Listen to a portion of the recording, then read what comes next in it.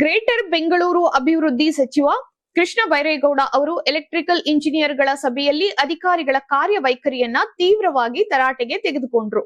ಇಲಾಖೆಯ ಪ್ರಗತಿಗೆ ಸಂಬಂಧಿಸಿದ ಪ್ರಾಥಮಿಕ ಅಂಕಿಅಂಶಗಳನ್ನು ಸಿದ್ಧಪಡಿಸದೆ ಸಭೆಗೆ ಹಾಜರಾಗಿರುವ ಬಗ್ಗೆ ಅಸಮಾಧಾನವನ್ನ ವ್ಯಕ್ತಪಡಿಸಿದಂತ ಅವರು 5 ನಗರ ಪಾಲಿಕೆಗಳಲ್ಲಿ ಬೀದಿ ದೀಪಗಳ ವಿದ್ಯುತ್ ವೆಚ್ಚ, ಎಲ್ಇಡಿ ದೀಪ ಅಳವಡಿಕೆಯ ನಂತರದ ವಿದ್ಯುತ್ ಉಳಿತಾಯ ಸೇರಿದಂತೆ ಎಲ್ಲಾ ಮಾಹಿತಿಯನ್ನು ಸಿದ್ಧವಾಗಿಟ್ಟುಕೊಳ್ಳಬೇಕೆಂದು ಸೂಚಿಸಿದರು.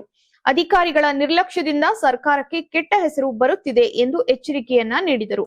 ನಗರದಲ್ಲಿ ಎಲ್ಇಡಿ ಬೀದಿ ದೀಪ ಅಳವಡಿಕೆ ಯೋಜನೆ ಪೂರ್ಣಗೊಂಡರೆ 61% ವಿದ್ಯುತ್ ಉಳಿತಾಯ ಸಾಧ್ಯವಿದ್ದರೂ ಕಾಮಗಾರಿ ನಿಧಾನಗತಿಯಲ್ಲಿ ಸಾಗುತ್ತಿರುವುದಕ್ಕೆ ಸಚಿವರು ಅಸಮಾಧಾನವನ್ನ ವ್ಯಕ್ತಪಡಿಸಿದರು. ಒಟ್ಟು 3 ಲಕ್ಷಕ್ಕೂ ಹೆಚ್ಚು ಎಲ್ಇಡಿ ದೀಪಗಳನ್ನ ಅಳವಡಿಸಬೇಕಿದ್ದರೆ ಇದುವರೆಗೆ ಸುಮಾರು 2.67 ಲಕ್ಷ ದೀಪಗಳಷ್ಟೇ ಅಳವಡಿಕೆಯಾಗಿದೆ.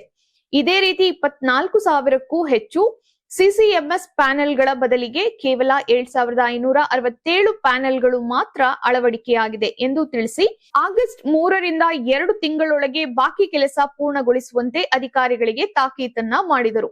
ಜೊತೆಗೆ ಸಹಾಯ ಪೋರ್ಟಲ್ ನಲ್ಲಿ ದಾಖಲಾಗುವಂತಹ ಬೀದಿ ದೀಪ ದೂರುಗಳನ್ನ 48 ಗಂಟೆಯ ಒಳಗೆ ಪರಿಹರಿಸದಂತಹ ಗುತ್ತಿಗೆದಾರರಿಗೆ ದಂಡವನ್ನ ವಿಧಿಸುವಂತೆ ಸೂಚಿಸಿದರು.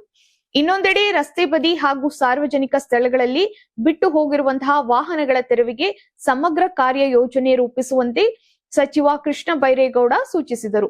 ನಗರ ಪಾಲಿಕೆ ಮತ್ತು ಪೊಲೀಸ್ ಇಲಾಖೆ ಸಮನ್ವಯದಿಂದ ಕಾರ್ಯವನ್ನ ನಿರ್ವಹಿಸಿ ವಾಹನ ತೆರವು ಕಾರ್ಯಕ್ಕೆ ವೇಳಾಪಟ್ಟಿಯನ್ನ ಸಿದ್ಧಪಡಿಸಬೇಕು ಎಂದು ನಿರ್ದೇಶನವನ್ನ ನೀಡಿದರು. ನೋಟಿಸ್ ನೀಡಿದ 15 ದಿನಗಳ ಬಳಿಕವೂ ತೆರವುಗೊಳ್ಳದಂತಹ ವಾಹನಗಳನ್ನ ಹರಾಜು ಮಾಡಲು ಕ್ರಮ ಕೈಗೊಳ್ಳಬೇಕು ಎಂದು ಅವರು ಪ್ರತಿಯೊಂದು ಸಂಚಾರ ಪೊಲೀಸ್ ಠಾಣೆಯಿಂದ 2 ಸಿಬ್ಬಂದಿಯನ್ನ ಈ ಕಾರ್ಯಕ್ಕೆ ನಿಯೋಜಿಸುವಂತೆ ಸೂಚಿಸಿದರು.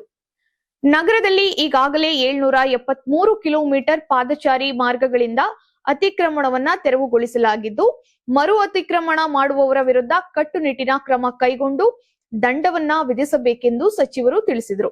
ಇದೇ ವೇಳೆ ಸಂಚಾರ ಪೊಲೀಸ್ ಇಲಾಖೆಯ ಮಾಹಿತಿ ಪ್ರಕಾರ ನಗರದಲ್ಲಿ ಒಟ್ಟು 6,576 ಬಿಟ್ಟು ಹೋದಂತಹ ವಾಹನಗಳನ್ನ ಗುರುತಿಸಲಾಗಿದ್ದು 1,605 ವಾಹನಗಳಿಗೆ ನೋಟಿಸ್ ಅಂಟಿಸಲಾಗಿದೆ ಹಾಗೂ 263 ವಾಹನಗಳನ್ನ ಟೋಯಿಂಗ್ ಮಾಡಲಾಗಿದೆ.